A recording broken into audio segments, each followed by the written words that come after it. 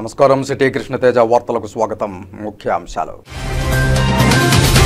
June 12న Andhra Pradesh రాష్ట్ర ముఖ్యమంత్రిగా నారా చంద్రబాబు నాయుడు ప్రమాణ స్వీకారం. ప్రత్యక్ష ప్రసార వీక్షణను పండుగ వాతావరణంలో ఏర్పాటు చేపట్టాలని అధికారులను ఆదేశించిన తిరుపతి జిల్లా కలెక్టర్ ప్రవీణ్ కుమార్. శ్రీకాళహస్తీశ్వరాలయంలో వైభవోపేతంగా మృత్యుంజయ స్వామి అభిషేకం. ప్రత్యేక అభిషేక సేవలో పాల్గొని మొక్కులు తీర్చుకున్న భక్తులు. తూర్పు మండలాల్లో ఖరీఫ్కు సిద్ధమైన రైతులు. కండలేరు, పూండి, తెలుగుగంగ జలాశయం నుంచి పరివాహక ప్రాంతాల ద్వారా నీటిని విడుదల చేసిన అధికారులు. జూలై 20 నుండి 9 రోజుల పాటు తిరుపతి మహతి కళాక్షేత్రంలో హనుమ అవార్డ్స్ నాటకోత్సవాలు. అభినయ ఆర్ట్స్ నిర్వాహకుల వెల్లడి. ఇక వార్తల్లోని వివరాలు. తిరుపతి మహతి ఆడిటోరియంలో ప్రతి ఏడాదిలాగే ఈసారి కూడా అభినయ ఆర్ట్స్ వారి నాటకోత్సవాలను జూలై 20 నుండి 28వ తేదీ వరకు ఘనంగా నిర్వహిస్తున్నట్లు అభినయ ఆర్ట్స్ అధినేత బిఎన్ రెడ్డితో కలిసి గౌరవాధ్యక్షులు మబ్బు సూర్యనారాయణ రెడ్డి వెల్లడించారు. తిరుపతి ప్రెస్ క్లబ్లో సోమవారం వీరు మీడియా సమావేశంలో మాట్లాడుతూ 2 తెలుగు రాష్ట్రాల్లో తిరిగి అనేక నాటక బృందాలను పరీక్షించామన్నారు. చివరగా పద్య నాటకాలకు 9 బృందాలను, సాంఘిక నాటకాలకు 12 బృందాలను ఎంపిక చేశామన్నారు. పోటీలో ఉన్న ప్రతి విభాగానికి ప్రథమ, ద్వితీయ, తృతీయ నగదు బహుమతులు, అలాగే హనుమ అవార్డ్స్ జ్ఞాపికలు అందిస్తామన్నారు. ఈ సమావేశంలో అభినయ ఆర్ట్స్ కార్యవర్గ సభ్యులు మిమిక్రీ విజయ్ కుమార్, శోభ, కోటేశ్వరరావు, భాస్కర్ రెడ్డి తదితరులు పాల్గొన్నారు.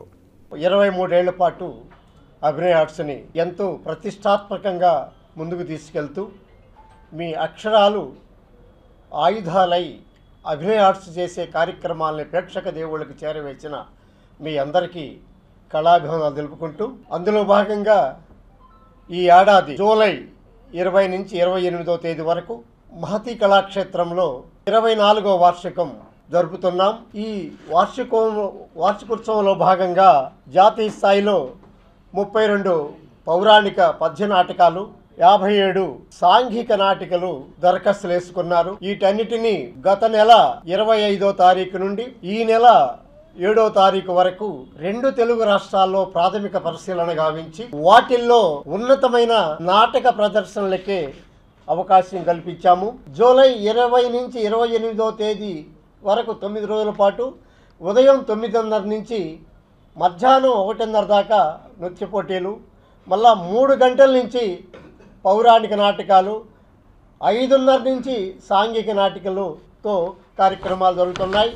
వీటన్నిటికి కూడా చివరి రోజైన ఆదివారం 28వ తారీఖు 8 గంటలకు బహుమతి ప్రదానం, నగదుతో పాటు హనుమ అవార్డ్స్, రోలింగ్ షీల్డ్ కూడా ఇస్తున్నాం. అందరూ ప్రేక్షక దేవుళ్ళు మా 24వ వార్షికానికి విచ్చేసి మేము జరుపుతున్న కార్యక్రమాల్ని జయప్రదం చేయవలసిందిగా కోరి ప్రార్థిస్తున్నాం. ఎన్డీఏలో భాగమైన ఉమ్మడి కూటమి బీజేపీ, టీడీపీ, జనసేనల ఘన విజయంలో తమ కృషి ఉందని ఆంధ్రప్రదేశ్ బీసీ సంక్షేమ సంఘం తిరుపతి జిల్లా అధ్యక్షులు కల్లూరి నాగరాజు వెల్లడించారు. తిరుపతి ప్రెస్ క్లబ్లో సోమవారం మీడియా సమావేశంలో ఆ సంఘం జిల్లా నాయకులు సోమశేఖరాచారి, మధు, మునిశేఖర్, వివేక్, కిరణ్, యశోద, సుబ్రహ్మణ్యం తదితరులతో కలిసి నాగరాజు మాట్లాడుతూ తమ బీసీల పూర్తి మద్దతుతో ఊహించని విజయాన్ని కూటమి అందుకుందన్నారు. నేటి కొత్త ప్రభుత్వం బీసీలకు రావాల్సిన న్యాయమైన వాటిని అందించాలని కోరారు. సంక్షేమ సంఘం ఎన్డీఏ కూటమికి పూర్తిగా మద్దతు ఇవ్వడం జరిగింది. ఈ ఎన్డీఏ కూటమితోనే బీసీ సంక్షేమ సంఘం తరపున రాష్ట్రమంతా మేము మద్దతు ఇచ్చాం. రాష్ట్రంలో ఎన్డీఏ కూటమి ఘన విజయం సాధించడానికి బీసీలు ప్రముఖ పాత్ర పోషించారని ఈ మీడియా ద్వారా తెలియజేస్తున్నాం. బీసీ సంక్షేమ సంఘం ఫస్ట్ నుంచి ఎన్డీఏ కూటమికి మద్దతు ఇవ్వడం వల్ల మా జిల్లాలో కూడా మా రాష్ట్ర అధ్యక్షుడి ఆదేశాల మేరకు మేము 7 నియోజకవర్గాల్లో బీసీ సంక్షేమ సంఘం జిల్లాలో పెద్ద ఎత్తున ఎన్డీఏ కూటమికి తెలిపాం. ఎన్డీఏ కూటమి తరఫున మేము 7 మంది ఎమ్మెల్యేలు ఘన విజయం సాధించడానికి బీసీలు ప్రముఖ పాత్ర పోషించారని ఈ మీడియా ద్వారా తెలియజేస్తున్నాం. బీసీలు ఇచ్చిన తెలుగుదేశం పార్టీ బీసీల రక్షణ చట్టం అమల్లోకి తెస్తుందని మేము ఆశాభావం వ్యక్తం చేస్తున్నాం. తర్వాత బీసీలకు రావలసిన గత ప్రభుత్వంలో 34% బీసీ రిజర్వేషన్ క్యాన్సిల్ అయితే ఇప్పుడు 23కే తెచ్చింది. గత ప్రభుత్వంలో నష్టపోయిన దాన్ని ఈ ప్రభుత్వం మాకు 34% ఇస్తుందని మేము వ్యక్తం చేస్తున్నాం. బీసీలకు రావాల్సిన నామినేటెడ్ పదవులు మా వాటా మాకు ఇవ్వాలని కోరుకుంటున్నాం. ప్రతిపక్ష పార్టీనా పాలకపక్ష పార్టీనా అనే తేడా లేకుండా ముస్లింలందరూ కలిసి వస్తే కలుపుకుని ముస్లింస్ అభివృద్ధి చెందే దిశగా పయనిస్తామని తెలుగుదేశం పార్టీ రాష్ట్ర కార్యదర్శి మహబూబ్ బాషా పిలుపునిచ్చారు. తిరుపతి ప్రెస్ క్లబ్లో మీడియా సమావేశంలో ఆయన మాట్లాడుతూ వైసీపీ పాలనలో ప్రతిపక్షంలో ఉన్న తమను విభజించి వన్ సైడ్ మాత్రమే పాలన సాగించారని ఆగ్రహం వ్యక్తం చేశారు. కానీ తాము కక్షలు కార్పణ్యాలు ఎటువంటి వాటికి తావు లేకుండా అందరినీ కలుపుకుని పోతున్నట్లు తెలిపారు.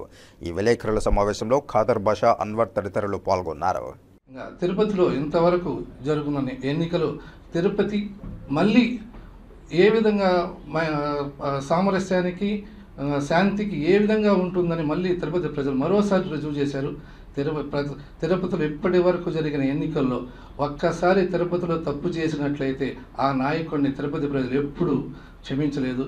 ఇక్కడ తిరుపతిలో శాంతి సౌభాగ్యాలకే ప్రాధాన్యత ఇచ్చాం. వేరే వాటికి కాకుండా శాంతియుతంగా తిరుపతి ఉండాలని ఈ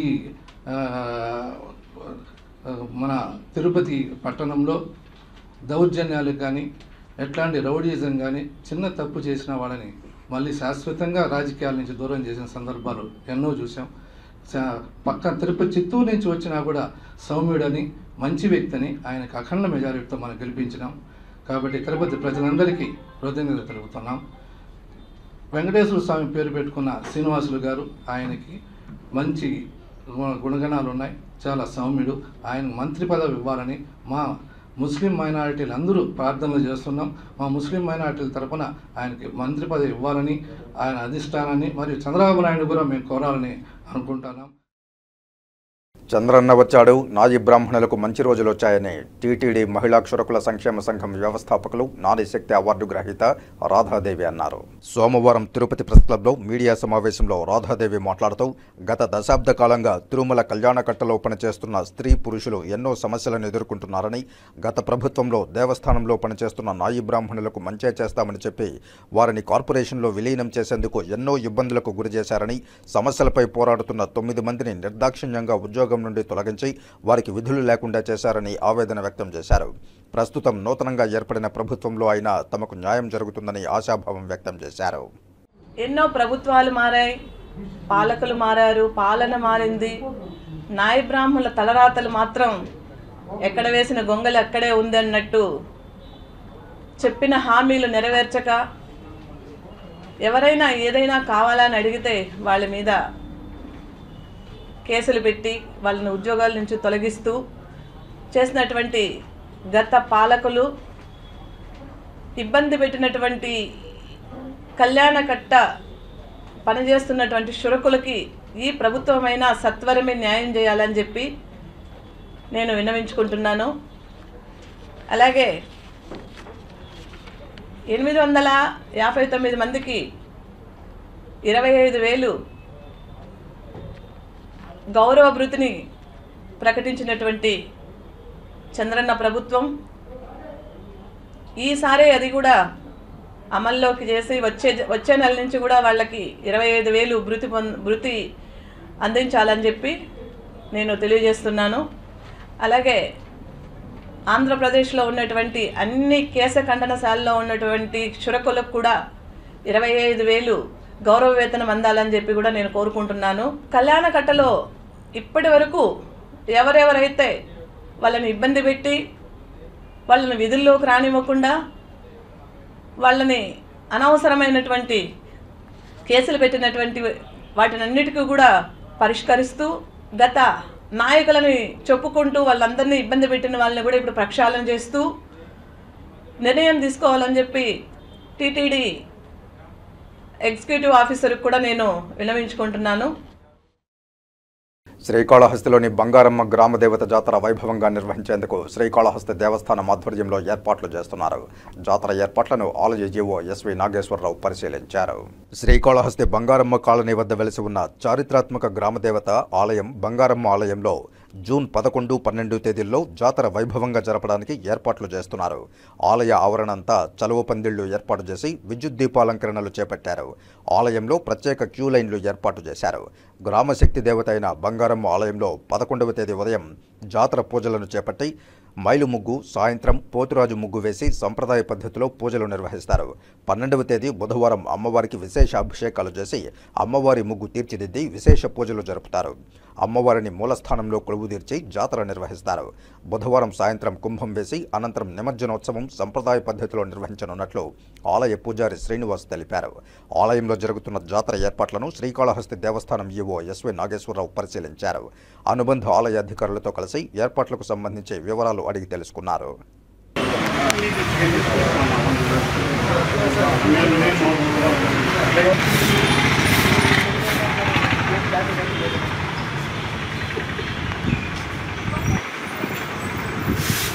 తిరుమల శ్రీ వెంకటేశ్వర స్వామి వారిని పలువురు ప్రముఖులు దర్శించుకుని మొక్కులు చెల్లించుకున్నారు.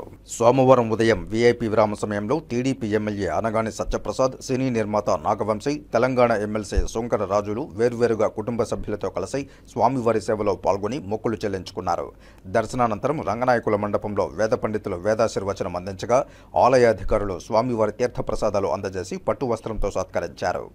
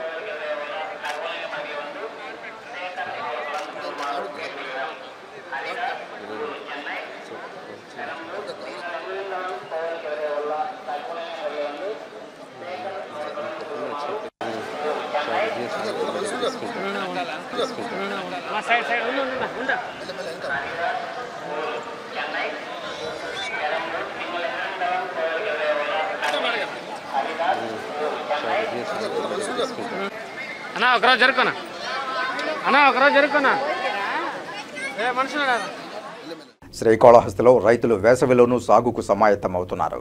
నియోజకవర్గంలో పలు చోట్ల ఖరీఫ్ పంట వేసేందుకు వ్యవసాయ పనులను ప్రారంభించారు.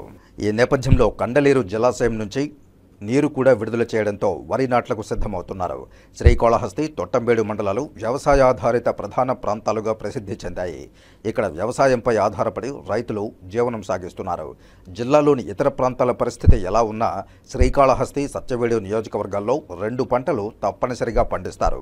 3వ పంటను కూడా కొన్ని ప్రాంతాల్లో ముందస్తుగా పండించడం ఆనవాయితీగా వస్తోంది. ఈ నేపథ్యంలో రబీ సీజన్ పూర్తి కావడంతో రైతులు ఖరీఫ్కు సమాయత్తమవుతున్నారు.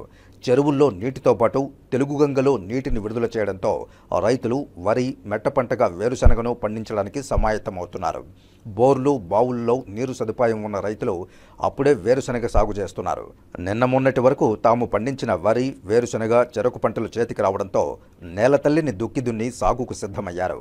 ఈ నేపథ్యంలో వేసవిలో వేరుశనగ పంటను వేసేందుకు సిద్ధమవుతున్నారు. సాధారణంగా రబీ, ఖరీఫ్ సాగు చేస్తారు. ప్రస్తుతం వేసవిలో పంటలు వేసేందుకు సిద్ధమవుతున్నారు.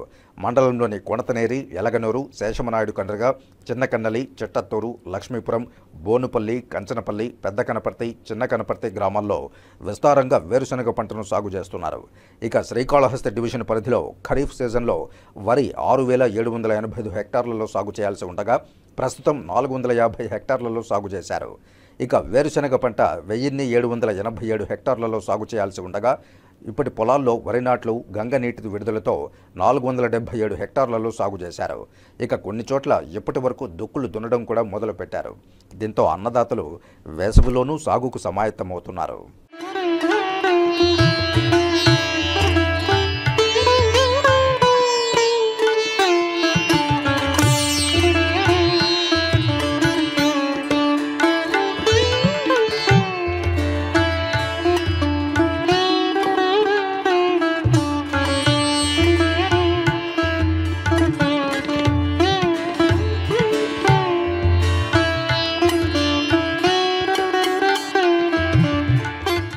గత కొద్ది రోజుల క్రితం విడుదల ఆపివేసిన నీరు తిరిగి మళ్లీ విడుదల చేయడంతో గంగ కాలువలో నిండు కుండల నీరు ప్రవహిస్తోంది.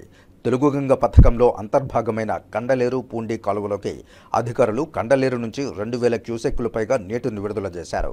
తొట్టంబేడు మండల పరివాహక ప్రాంతాల్లో 1,200 క్యూసెక్కుల వరద నీరు విడుదల చేశారు. కాలువలో దీనితో పాటు నాట్లు వేస్తున్న కూలీలు ప్రజలకు దాహార్తికి 350 క్యూసెక్కుల నీటిని విడుదల చేశారు. ఇక 7వ బ్రాంచ్ కెనాల్కు 400 క్యూసెక్కుల నీటిని విడుదల చేయగా తొట్టంబేడు మండలంలోని పరిశ్రమలకు, వరదయ్యపాళెంలోని శ్రీ సిటీకి కూడా గంగ నీటిని అందిస్తున్నారు. బుచ్చినాయుడు కండ్రిగ మండలంలోని ఆయకట్టుకు కూడా నీటిని అందిస్తూ రెండో పంట వేసేందుకు చెరువులకు నీటిని అందిస్తున్నారు. ఇక 8, 8A, 9వ బ్రాంచ్ కెనాల్లో కూడా నీటిని విడుదల చేశారు. ఇక తిరుపతి, శ్రీకాళహస్తి, వెంకటగిరి, రాపూరు ప్రాంతాలకు నీటిని అందిస్తున్నారు. ఇది కాకుండా భూగర్భ జలాలను పెంచేందుకు నాయుడుపేటలో ఉన్న స్వర్ణముఖి నదిలో చెక్ డ్యాంలకు కూడా నీటిని అందిస్తున్నామని, దీంతో అన్నదాతలు తాము వేసుకున్న బోర్లలో నీటి మట్టం పెరిగేందుకు అవకాశం ఉంటుందన్నారు. ముఖ్యంగా అన్నదాతలకు త్రాగునీరు, సాగునీరు, ఆంధ్ర, చెన్నై ప్రజలకు సాగునీరు అందిస్తున్నారు. ఇప్పుడు కాసేపు ప్రకటనలు. మన తిరుపతి పట్టణంలో Srihari medical stores wholesale and retail medicines, baby care, surgicals ప్రారంభోత్సవం సందర్భంగా ప్రతి 2000 రూపాయల కొనుగోలుపై గ్లూకోమీటర్ ఉచితం. ప్రతి 1000 రూపాయల కొనుగోలుపై ప్రోటీన్ పౌడర్ ఉచితం. ప్రతి 500 రూపాయల కొనుగోలుపై మెడిసిన్ బాక్స్ ఉచితం. మా ప్రత్యేకత అన్ని రకములైన మెడిసిన్స్, బేబీ కేర్, సర్జికల్ నందు డిస్కౌంట్ సౌకర్యం కలదు. ఖాతాదారుల సౌకర్యార్థం 24/7 రౌండ్ సేవలను అందించడం మా ప్రత్యేకత. ఉచిత డోర్ డెలివరీ సౌకర్యం కలదు. Srihari medical stores, American bar and restaurant ఎదురుగా కరకంబాడి రోడ్డు, తిరుపతి. ఫోన్ 7997996185, 7997996186, 7997996187. తిరిగి వార్తల్లోకి స్వాగతం. ప్రభుత్వ నిబంధనలకు వ్యతిరేకంగా నడుపుతున్న మెడికల్ కాలేజీని సీజ్ చేయాలని ఏఐఎస్ఎఫ్ రాష్ట్ర ఉపాధ్యక్షులు బండి చలపతి డిమాండ్ చేశారు. రేణిగుంట ఎయిర్పోర్ట్ సమీపంలోని బాలాజీ మెడికల్ కాలేజీ ముందు సోమవారం ఏఐఎస్ఎఫ్ ఆధ్వర్యంలో నిరసన వ్యక్తం చేశారు. ఈ సందర్భంగా బండి చలపతి, సాయి, ఉదయ్ మాట్లాడుతూ బాలాజీ మెడికల్ కాలేజీ అనేక ఇబ్బందులకు గురి చేస్తోందన్నారు.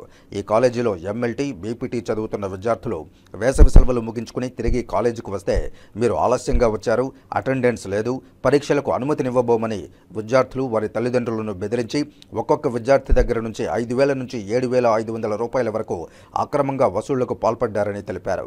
విద్యార్థులు మానసికంగా ఒత్తిడికి గురి చేస్తున్నారని, డబ్బులు కట్టుకుంటే కళాశాలకు రావద్దని తోటి విద్యార్థుల ముందు అవమానిస్తూ కాలేజీ బయట మండుటెండలో నిలబెడుతున్నారని తెలిపారు. ప్రశ్నించిన వారిని పరీక్షలో ఇంటర్నల్ పరీక్షలు ఫెయిల్ చేస్తామని బెదిరింపులకు దిగుతున్నారని ఆరోపించారు. వెంటనే హెల్త్ యూనివర్సిటీ వారు, జిల్లా కలెక్టర్ స్పందించి చర్యలు తీసుకోకపోతే కళాశాల ముందు దశలవారీ ఆందోళనలు నిర్వహిస్తామని, అవసరమైతే మెడికల్ కౌన్సిల్కి ఫిర్యాదు చేస్తామని హెచ్చరించారు. ఈ కార్యక్రమంలో జిల్లా కార్యదర్శి ప్రవీణ్, హరి, ఓంరాజ్, వినయ్, తేజ, శంకర్, శివాని, గ్రేస్ పాల్గొన్నారు. రేణిగుంట సమీపంలో ఉన్నటువంటి బాలాజీ మెడికల్ కాలేజీలో విద్యార్థులు సమ్మర్ హాలిడేస్ తర్వాత నేరుగా కాలేజీకి వస్తుంటే ఎటువంటి ముందస్తు సమాచారం లేకుండా మెడికల్ కౌన్సిల్కి వ్యతిరేకంగా ఈరోజు బాలాజీ మెడికల్ కాలేజ్ యాజమాన్యం వాళ్ళు ఎంఎల్టీ, అదేవిధంగా పీపీటీ విద్యార్థుల దగ్గర నుంచి ఒక్కొక్క విద్యార్థి దగ్గర నుంచి 500 రూపాయలు, 1000 రూపాయలు, 2000 రూపాయలు ఈరోజు మీరు రెగ్యులర్గా కాలేజీలకు రాలేదు, లేకపోతే లేటుగా వచ్చారని చెప్పి ఒక ప్రభుత్వ నిబంధనలకు వ్యతిరేకంగా విద్యని వ్యాపారంగా మారుస్తూ వసూలు కార్యక్రమం చేస్తున్నటువంటి శ్రీ బాలాజీ మెడికల్ కాలేజీ మీద వెంటనే జిల్లా కలెక్టర్ గారు స్పందించి తగు చర్యలు తీసుకోవాలని, లేకపోతే మెడికల్ కౌన్సిల్కి కూడా ఏఐఎస్ఎఫ్ తరఫున సమాచారం అందించి స్పందించే విధంగా కూడా దశలవారీ కార్యక్రమాలు నిర్వహించి ఈ మెడికల్ కాలేజీ మూత వేసేంత వరకు కూడా అఖిల భారత విద్యార్థి సమైక్య ఏఐఎస్ఎఫ్ ఆధ్వర్యంలో పెద్ద ఎత్తున ఆందోళన కార్యక్రమాలు చేపట్టి చేస్తామని చెప్పి కూడా తెలియజేస్తా ఉన్నాం. బండి చలపతి, ఏఐఎస్ఎఫ్ రాష్ట్ర ఉపాధ్యక్షుడు. ఆంధ్రప్రదేశ్ రాష్ట్ర ముఖ్యమంత్రిగా నారా చంద్రబాబు నాయుడు జూన్ 12న ప్రమాణ స్వీకారం చేయనున్న నేపథ్యంలో తిరుపతి జిల్లాలోని ప్రతి నియోజకవర్గం నుండి ఔత్సాహికులైన ప్రజలను నియోజకవర్గానికి 4 బస్సుల ఏర్పాటుతో ప్రమాణ స్వీకార మహోత్సవ విజయవాడ సభకు మొబిలైజ్ చేయాలని, ప్రత్యక్ష ప్రసార వీక్షణకు పండుగ వాతావరణంలో ఏర్పాట్లు చేపట్టాలని సంబంధిత అధికారులను తిరుపతి జిల్లా కలెక్టర్ ప్రవీణ్ కుమార్ ఆదేశించారు. సోమవారం మధ్యాహ్నం తిరుపతి కలెక్టరేట్ కలెక్టర్ ఛాంబర్లో సంబంధిత అధికారులతో జిల్లా కలెక్టర్ ప్రవీణ్ కుమార్ సమావేశమై ఆంధ్రప్రదేశ్ రాష్ట్ర ముఖ్యమంత్రి ప్రమాణ స్వీకార మహోత్సవానికి చేపట్టాల్సిన పలు అంశాలపై ప్రభుత్వ ఆదేశాల మేరకు సమీక్షించి ఆర్డీఓలు, డివిజన్, నియోజకవర్గ, మున్సిపల్, మండల తహసీల్దార్, ఎంపీడీఓ, మున్సిపల్ కమిషనర్ తదితరుల అధికారులతో టెలికాన్ఫరెన్స్ నిర్వహించి దిశానిర్దేశం చేశారు. ఈ సందర్భంగా కలెక్టర్ మాట్లాడుతూ రాష్ట్ర ముఖ్యమంత్రిగా చంద్రబాబు నాయుడు జూన్ 12న ప్రమాణ స్వీకారం చేయనున్న నేపథ్యంలో జిల్లాలోని ప్రతి అసెంబ్లీ నియోజకవర్గం నుండి ఔత్సాహికులైన ప్రజలను నియోజకవర్గానికి 4 బస్సుల ఏర్పాటుతో ప్రమాణ స్వీకార మహోత్సవానికి విజయవాడ సభకు మొబిలైజ్ చేయాల్సి ఉంటుందని తెలిపారు. ఇందుకోసం మండల కార్యస్థాన తహసీల్దార్, ఎంపీడీఓలు బాధ్యతగా సంబంధిత ఎమ్మెల్యేలతో సమన్వయం చేసుకుని పంపాల్సి ఉంటుందని తెలిపారు. ప్రతి బస్సుకు ఒక నోడల్ అధికారి ఏర్పాటుతో బాధ్యతగా వారిని మంగళవారం ఉదయం తీసుకుని బయలుదేరి సాయంత్రం 5 గంటలకు సూచించిన ట్రాన్సిట్ పాయింట్ వద్దకు వెళ్లాలని, రాత్రి బస ఏర్పాటు ఉంటుందని, అనంతరం మరుసటి దినం బుధవారం ఉదయం జూన్ 12న ఆంధ్రప్రదేశ్ సీఎం ప్రమాణ స్వీకార సభా ప్రాంగణానికి వారిని తీసుకువెళ్లి అనంతరం జాగ్రత్తగా వారిని తిరిగి తీసుకురావాల్సి ఉంటుందని తెలిపారు. త్రాగునీరు తదితర ఏర్పాట్లు సదరు నోడల్ అధికారి బాధ్యతగా చూసుకోవాలని సూచించారు. బస్సుకు ఫ్లెక్సీ ఏర్పాటు ఉండాలని తెలిపారు. సోమవారం సాయంత్రం నుండి జూన్ 12 వరకు కలెక్టరేట్, ఎస్పీ కార్యాలయాలు, జిల్లా, నియోజకవర్గ, డివిజనల్, మండల ప్రభుత్వ కార్యాలయాలన్నీ విద్యుత్ దీపకాంతులతో లైటింగ్ ఏర్పాటుతో పండుగ వాతావరణంలో ఉండాలని తెలిపారు. అంతేకాకుండా ప్రమాణ స్వీకార మహోత్సవ కార్యక్రమం ప్రత్యక్ష ప్రసారం ప్రజలు వీక్షించేలా మండల స్థాయిలో మండల పరిషత్ మీటింగ్ హాళ్లలో, కమ్యూనిటీ హాల్, నియోజకవర్గాల్లో గుర్తించిన పెద్ద హాలు లేదా కళ్యాణ మండపం, మున్సిపల్ హాల్ తదితర వాటిల్లో ఏర్పాటు చేయాల్సి ఉంటుందని, గ్రామ, వార్డు స్థాయిలో కమ్యూనిటీ హాల్ వంటి వాటిలో ప్రజలు ప్రత్యక్ష ప్రసారం వీక్షించే విధంగా టీవీ, ఇంటర్నెట్, డిష్ ఏర్పాటు ఉండాలని సూచించారు. పండుగ వాతావరణంలో ఈ కార్యక్రమం నిర్వహించాలని సూచించారు. జిల్లా స్థాయిలో ఈ కార్యక్రమం తిరుపతిలోని కచ్చపి ఆడిటోరియంలో ఏర్పాటైందని తెలిపారు. ఎక్కడా కూడా ఎలాంటి అలసత్వం ఉండరాదని అన్నారు.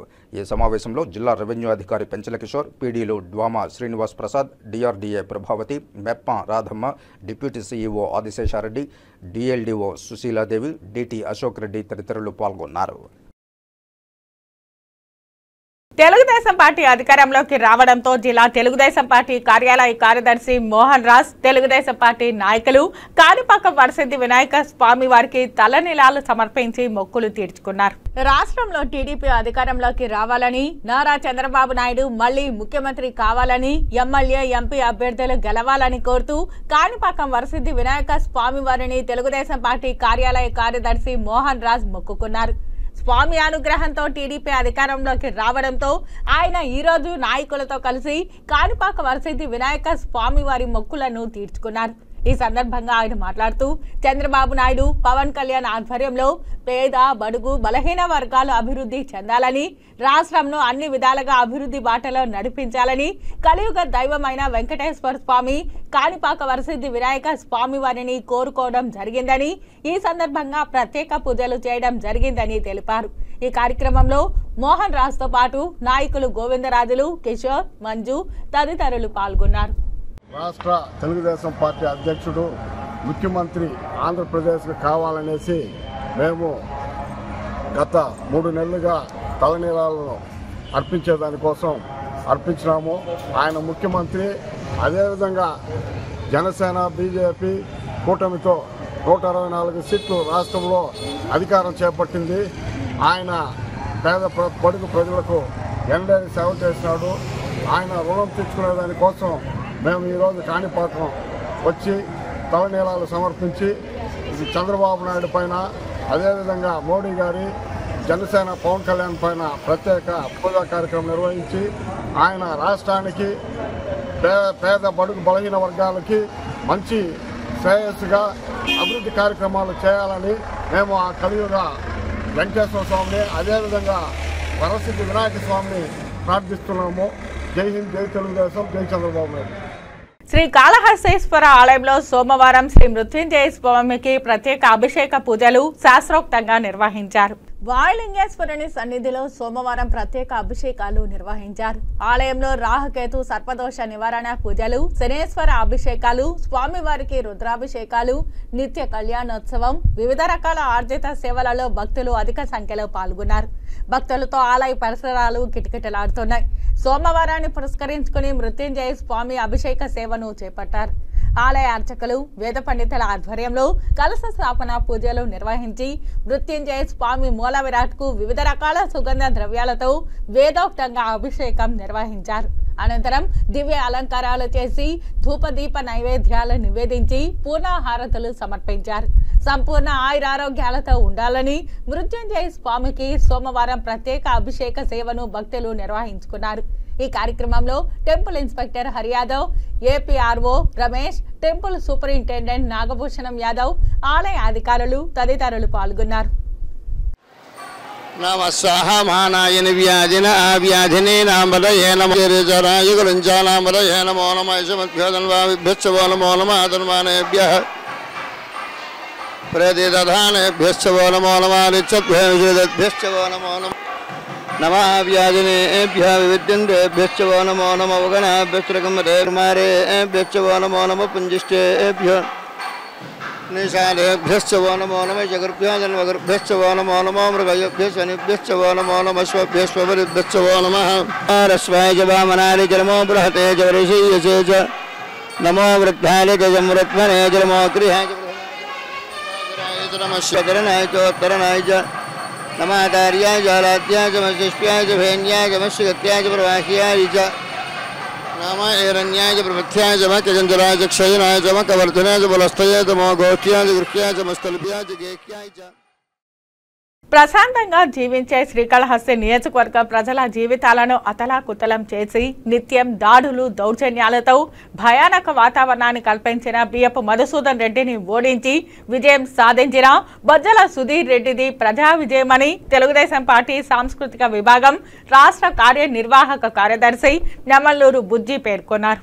ఇటీవల జరిగిన శ్రీకాళహస్తి నియోజకవర్గ శాసనసభ ఎన్నికలలో దుర్మార్గపు ఆకృత్యాలకు ప్రతిరూపమైన బియ్యపు మధుసూదన్ రెడ్డిని ఓడించడానికి ప్రజలంతా ఒక్కతాటిపైకి వచ్చి బొజ్జల వెంకట సుధీర్ రెడ్డి నాయకత్వంలో పెద్ద ఎత్తున ప్రజా ఉద్యమం ద్వారా శ్రీకాళహస్తి నియోజకవర్గంలో తెలుగుదేశం పార్టీ వైపు అండగా నిలబడి చారిత్రాత్మక గెలుపును సాధించారని నెమల్లూరు బుజ్జి తెలిపారు. ఈ కార్యక్రమంలో పాల్గొన్న తెలుగుదేశం పార్టీ సీనియర్ నాయకులు లక్కమనేని మధుబాబు మాట్లాడుతూ శ్రీకాళహస్తి నియోజకవర్గ ఎమ్మెల్యే బొజ్జల వెంకట సుధీర్ రెడ్డి విజయంలో వారి అర్ధాంగి బొజ్జల రిషితారెడ్డి పాత్ర అద్వితీయమైనదని కొనియాడారు. ఈ సందర్భంగా ఎన్నికలలో గెలుపు మరియు రిషితారెడ్డి జన్మదినాన్ని పురస్కరించుకుని ఈ రోజు స్థానిక ఎన్టీఆర్ నగర్ కూడలిలో కార్యకర్తల నడుమ కేక్ కట్ చేసి సంబరాలు జరుపుకున్నారు.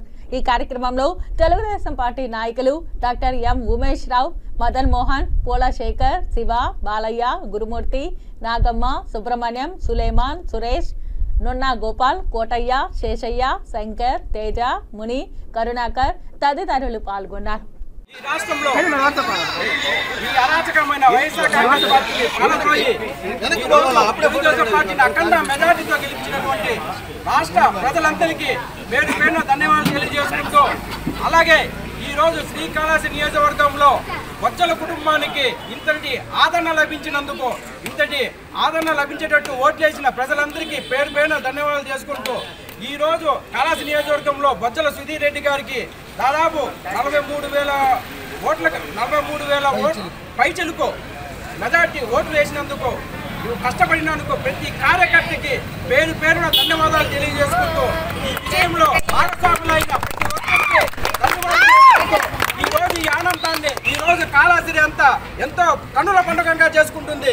ఎందుకంటే తెలుగుదేశం ప్రభుత్వం వస్తేనే ప్రతి పేదవాడికి, ప్రతి మధ్యతరగతి వాడికి మేలు జరుగుతుందనే ఒక ఆశాభావంతో ఈ రోజు మా మీద నమ్మకంతో ఓట్లేసిన మీ అందరి నమ్మకాన్ని నిలబెట్టే విధంగా ఈ రోజు ఈ కాళహస్తి నియోజకవర్గంలో బొజ్జల సుధీర్ రెడ్డి గారి పరిపాలన సాగుతుందని మీకు మరోసారి తెలియజేస్తూ, అలాగే రాష్ట్రంలో నారా చంద్రబాబు గారి నాయకత్వంలో ఈ రాష్ట్రము అభివృద్ధి చెందుతుందని నేను ఆశాభావం వ్యక్తం చేస్తూ, ఈ రోజు ఈ కార్యక్రమానికి ఇంత పెద్ద విజయం చేసిన ప్రతి కార్యకర్తకి, ప్రతి ఒక్కరికి పేరు పేరు ధన్యవాదాలు చేసుకుంటూ, జై తెలుగుదేశం, తెలుగుదేశం నాయకత్వం, నాయకత్వం,